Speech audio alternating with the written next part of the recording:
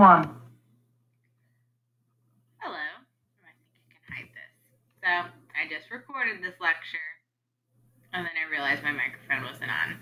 So hopefully the microphone is on this time. So today we're going to talk about appeasement. You guys are going to be working on appeasement, and the question of, was appeasement the right policy for England in 1938? But let's establish a little background information on appeasement. First, about German rearmament. So by 1938, Germany had rebuilt its military under Hitler, and we know that as being a violation of the Treaty of Versailles, which ended World War I, and that took away or limited Germany's ability to build up a military. Why was Hitler doing this? He was looking to expand Germany's borders, claiming that he was attempting to unite ethnic Germans in Europe. So Germans who might not be living in Germany's borders, but ethnically considered themselves German.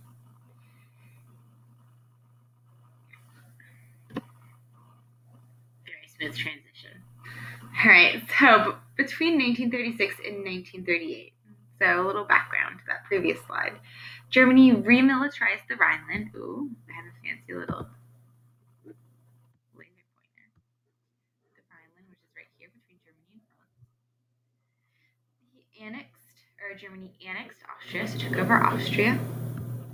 And in September of 1938, Hitler demanded that Czechoslovakia give Germany the Sudetenland, which was a region with a heavy ethnic German population. So that's the region right here in Czechoslovakia. Why? Remember, because Hitler was attempting to unite ethnic Germans in Europe. So those that might identify as ethnically German, he wanted to annex or take over that region.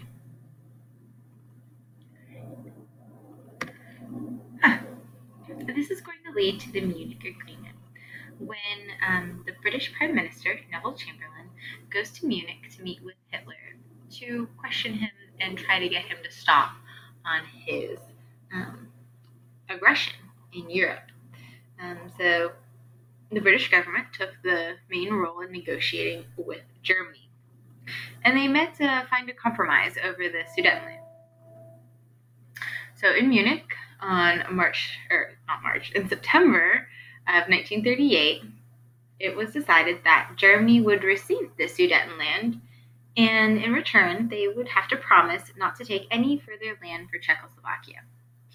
Now, this Munich Pact is going to become synonymous with the policy of appeasement, right? So giving in to an aggressor's demands in hopes that that will stop their aggression. In the last video, I explained that when I was a little kid, my mother would take me grocery shopping, and in order to quell any tantrums that might happen, she knew that I really loved bread. I love sourdough. I love bread. So she would get me a loaf of bread, and I would just eat that for the entire shopping trip, right? She was, even sometimes if I was crying or I was upset, I would just be given a loaf of bread, and that would calm me down and make it so she could have an easy shopping experience. All right, so she appeased me. Right? Well, we can probably assume that this Munich Agreement and this appeasement did not work in this situation, because on March 13th in 1939, so just a year later, not a full year, but next calendar year, Germany violated the Munich Agreement by occupying Czechoslovakia. And a couple months later, on September 1st, Germany invaded Poland, which is going to trigger the start of World War II. And 2 days later, Great Britain and France declare war on Germany.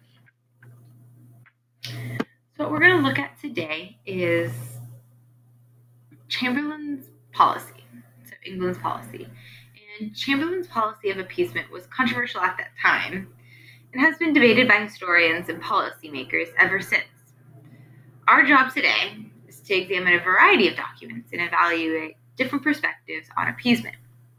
You will develop a claim using evidence to answer the question, our central historical question: was appeasement the right policy for England in 1938. We're not using it from our lens of what we know now, but from the documents. Was appeasement the right policy? All right, so I want you to follow along with the instructions on the board and on Canvas. I hope you guys have a great day. Let's see if I can stop